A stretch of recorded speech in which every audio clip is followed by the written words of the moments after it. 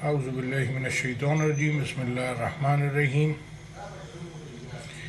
اللہ پاک کہتے ہیں کہ اس سے بڑھ کر ظالم کون جو اللہ کی ہدایت چھوڑ کے اپنے دل کی خواہشوں کے پیچھے چلے۔ آپ بولیں گے یہ کون سا ظلم ہے بھائی، میری مرضی، تو لیکن اللہ کی کتاب میں کچھ اور ہے۔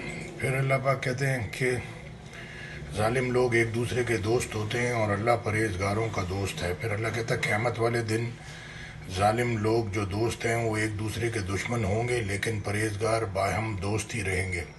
سورہ مجادلہ کی 22 نمبر کی آیت کہہ رہی ہے، جو لوگ اللہ پر اور روز قیامت پر ایمان رکھتے ہیں تم ان کو اللہ کے اور اس کے رسول کے دشمنوں سے دوستی کرتے ہوئے نہ دیکھو گے، خواہ وہ ان کے باپ یا بیٹے یا بھائی یا خاندان ہی کے لوگ ہوں۔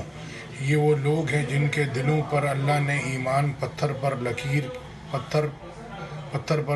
کی طرح تحریر کر دیا ہے اور فیض غیبی سے ان کی مدد کی ہے، اور ان کو بہشتوں میں جن کے تلے نہریں بہہ رہی ہیں داخل کرے گا، ہمیشہ ان میں رہیں گے اور اللہ ان سے خوش اور وہ اللہ سے خوش۔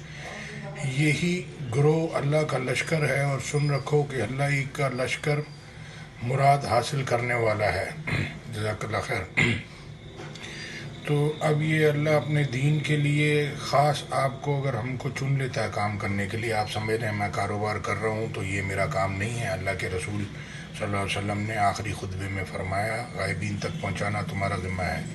تو آپ کا کاروبار بھی خراب ہو جائے گا، گھر بھی خراب ہو جائے گا اگر آپ نے دین سمجھ کے اپنے گھر والوں کو نہیں بتایا، اور آپ اپنی میں کرتے رہے کہ میں صحیح ہوں، اور دین کو نہ سنا سمجھا، نہ اس پہ عمل کرنے کی کوشش کی، نہ اوروں کو بتایا، تو آپ کا سب چیزیں سپائل ہو جائیں گی۔ اللہ پاک کہتے ہیں جو کچھ تمہارے پاس ہے وہ ختم ہونے والا ہے، جو اللہ کے پاس ہے وہ باقی رہنے والا ہے۔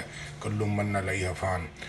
تو اب یعنی کہ ہر چیز نے عروج بھی ہے، زوال بھی ہے، تو لہٰذا اب یہ فلسطین کے بچے مر رہے ہیں، کسی کے باپ کو کینسر ہو گیا، کسی کی بیوی کو، کسی کے بیٹے کو، کسی کے بھائی کو، لیکن لوگوں کو عقل نہیں آ رہی، سمجھ نہیں آ رہی کہ اللہ کو رجوع کر لیں اور بس جی رہے ہیں جیسے پہلے، آج سے 40 سال پہلے جیسے جیتے تھے، 50 سال پہلے، آج بھی ویسے ہی جی رہے ہیں۔ تو میرے بھائی اپنا قبلہ درست کریں۔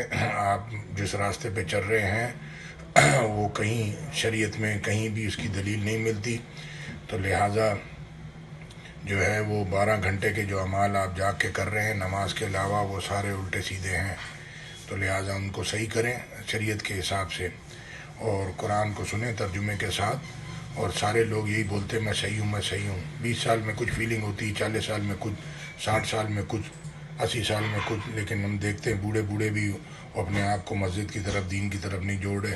اس کا مطلب وہ بیچارے گمراہی میں، شیطان نے سب کو گمراہ کیا ہوا ہے۔ جزاک اللہ خیر۔ السلام علیکم ورحمۃ اللہ۔